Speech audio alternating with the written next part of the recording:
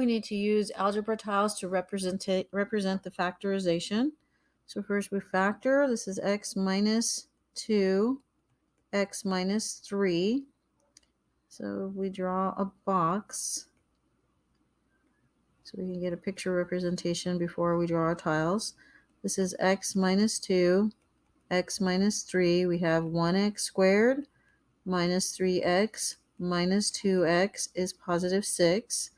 So a picture representation with algebra tiles is that we'd have one big x squared tile, and then we'd have 3x